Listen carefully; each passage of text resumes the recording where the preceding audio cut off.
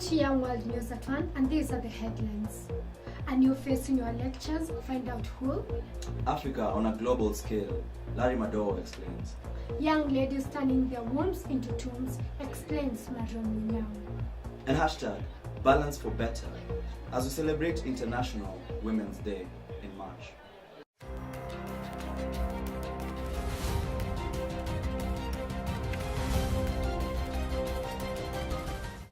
Good afternoon and welcome to Young World News at 1. I am your presenter, Cynthia Mwendwa. And I'm Karuiru. Larry Madowo, the BBC Africa Business News Editor, a DAYSTAR University alumni, on Wednesday held a 3-hour talk at the DAYSTAR University Valley Road campus. The renowned Kenyan-born journalist had his golden pot of knowledge, which he shared with the upcoming journalists at the DAYSTAR University. Our reporter, Cynthia Mwendwa, has more details.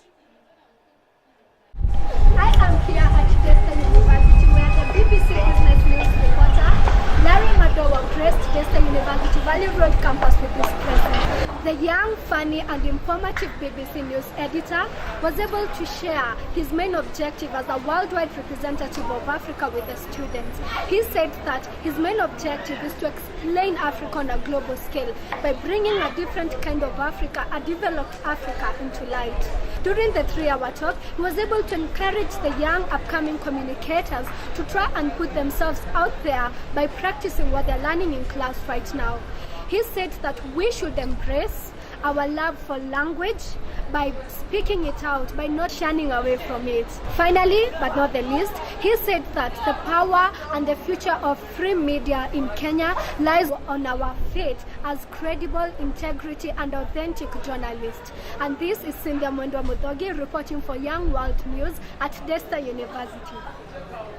Today is the official inauguration of the DAYSTAR University Vice Chancellor, Professor Laban Ayero, which is being held at DAYSTAR University Valley Road Campus, Chapel. Our reporter Marion Munyao, who is covering the event live, will be joining us on air as she gives us a recap about the activities of the celebration. Good afternoon. Marion, if you can hear me. I will be handing over to you as you take us through the main objectives you've been able to gather from the inauguration ceremony. Yes, Marion. Yes. All right. A very good afternoon to you, Cynthia. I get you loud and clear, and I'm here live at DAYSTAR University Nairobi Campus Auditorium, whereby the just concluded inauguration of the VC Professor Ayero has just come to an end. Strive to lift 3 things in DAYSTAR.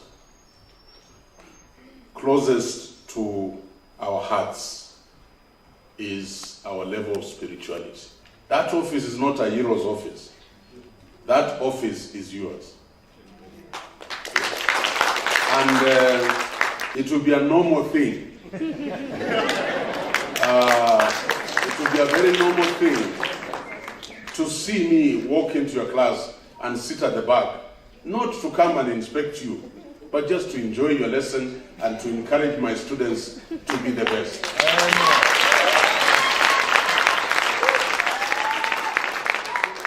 Has said 3 important things, starting with the fact that he will raise the level of spirituality here in DAYSTAR University among the community. Secondly, he is going to ensure that there will be efficient communication between the students and his office. That to me, that his office is open to anyone at any time. The third thing is that he's going to ensure that he will be attending our classes. Thank you, Marion. And maybe, Marion, can you get some of the opinions from the Valley Road campus students who have managed to attend the inauguration ceremony? All right, thank you. So now I am joined by one of the students at DAYSTAR University who has attended the inauguration of the Vice Chancellor here at DAYSTAR University Auditorium, Nairobi campus. What's your feedback concerning sharing a classroom with a Vice Chancellor? Okay, my experience, like what I feel like sharing a room with the Vice Chancellor, it's actually exciting. At first it will be hilarious. It will be tensed, but I'll just stand. I'll assume it's not. As you've heard, Cynthia, mixed reactions have popped up concerning sharing a classroom with the Vice Chancellor of DAYSTAR University. That is the newly elected Vice Chancellor here at DAYSTAR University. Some students are finding it appreciative, while others will kind of had a very hard time to get used to that kind of environment. But for us, we wish him all the very best. Back to you, studio. Thank you very much. That was Marian Munyao, live at DAYSTAR University Valley Road campus, where the official inauguration of Professor Laban Ayero as the new Vice Chancellor has taken place. Today marks the official International Women's Day, and March being the month to celebrate women's achievements around the world. Cynthia Mwendwa will be speaking to a young woman here at the studio after the break. This is Young World News. Stick with us.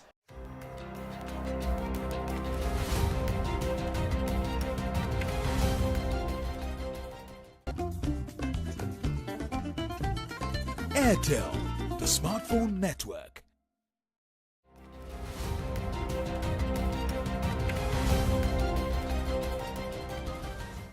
Welcome back to Young World News at 1.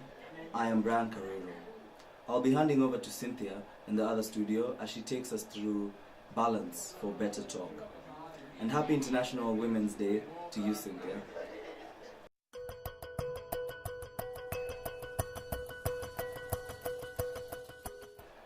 So thank you very much, Brian. Today I'm joined by a wonderful young lady, and as you know, this March we're celebrating women of all color, dominions, races and achievements. So welcome, and if you don't mind, you can introduce yourself. Thank you. My name is Maria Megwe. I am a fourth year student at DAYSTAR. I am taking PR as a major. Yeah, so thank you very much. And today is International Women's Day. What does this day mean to you with the hashtag Balance for Better? Well, Balance for Better would mean for me that we're no longer fighting for equality with men, who, in my opinion, biologically we are not going to ever be able to be equal. Yeah. So being able to be celebrated with each of us having different strengths and having those strengths come out in different kind of ways. Yeah, I understand. So, being a woman is not easy, but why do you think we're being celebrated this day? Well, we're being celebrated because, without us, there would be no generation, because we give birth to the second and the next generations as it occurs, and also, women are believed to be the nurturers of homes, and without that, then we wouldn't be having, or wouldn't be even here where we are. True, nice. Of course, you know, there are pros and cons of life. And as women today, maybe there are things you think we should change in order to make society a better place. What do you think? I'd like to think that for a long time, we have always felt to recognize our strengths as women because we try to compare ourselves to men, which is, I think it's unfair. Because we are strong in different ways and we could never match up to men. So being able to recognize that strength and celebrate it will, bring tremendous change. Yeah. Thank you very much, Maria. That was insightful, enlightening and intriguing. We've learned a lot, and clearly it's not easy being a woman, and that's why I celebrate you as a woman. Happy Women's Day. Happy Women's Day. Back to you, Brian, in studio, and I'll ask you this question. Have you celebrated that special woman in your life? And Brian can answer for us.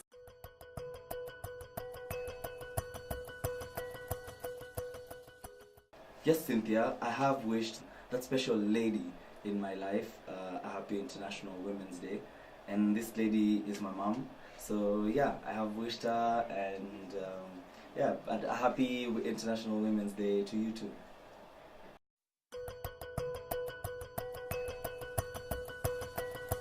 Did you know 1 out of every 4 women in Kenya has had an abortion, and 49% of reported cases of abortions are from ladies 24 years and below?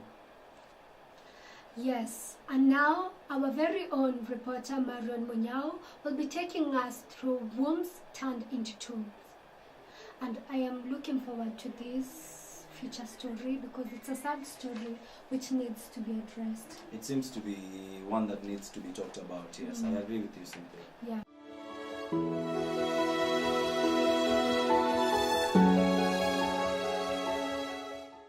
A report released by the Star records 1 in every 4 women in Kenya has had an abortion.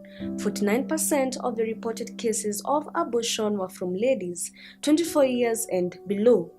These statistics allude to fear of stigmatization as the curtain raiser for abortion. Fear of being shunned from the community, precisely the church and the nuclear family, catalyzes the choice made by such young victims of unwanted pregnancy to terminate the pregnancy. I'll just go back to the bit of the fear. Yeah, whatever action they're going to take, what's going on in their mind is the fear of the unknown. So the fear of how your friends are going to perceive you, the fear of how the society is going to perceive you, the fear of how the church, the community that you're working in is going to perceive you. So if they can go beyond that fear, then most likely you'll find they're not going to go on with their abortion. According to Pastor Rachel, a mother's reaction is a reflection of her relationship with the church. However, the manner in which the church is handling ladies victims of unwanted pregnancy, she says, is quite wanting. Abortion then would be an easier, quicker solution to run away from the stigma, to run away from the rejection that may come from it. Sometimes it's rejection from their own families because of a name that they have within the church or in the body of Christ.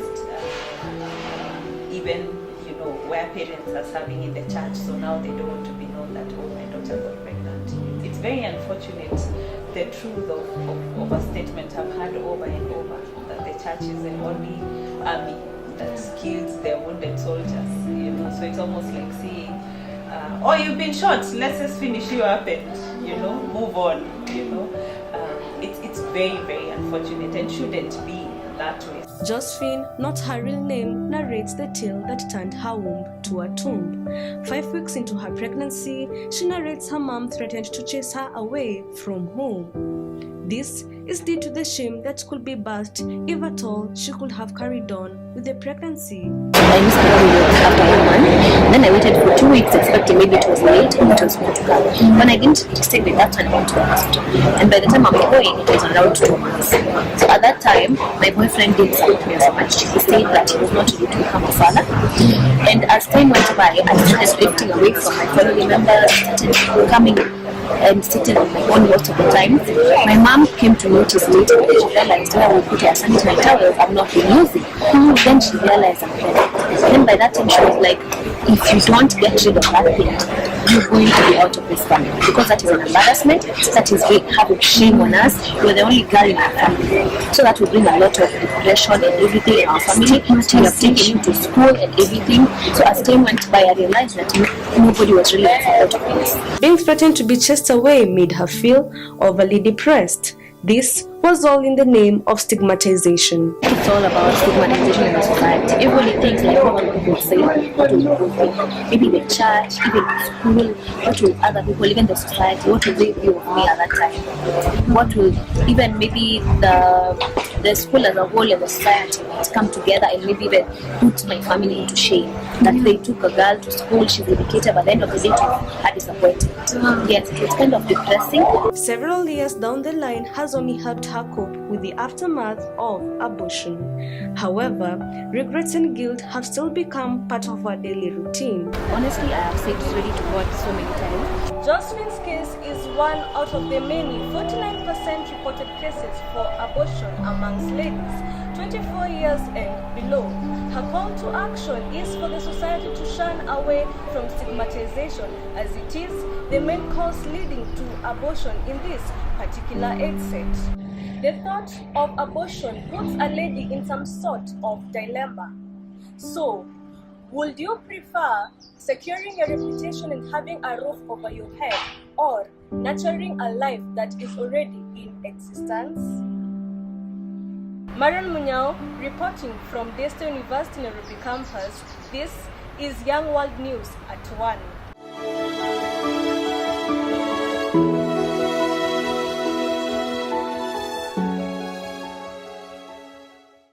That was Wombs Turned into Tombs by Marian Munyao. A very sad story, but I think it was time it was talked about. Yeah, and this has been Young World News at 1. Stay tuned for more news at 4 p.m. I have been your presenter, Cynthia Mwendwa. And I am Brian Karuiru.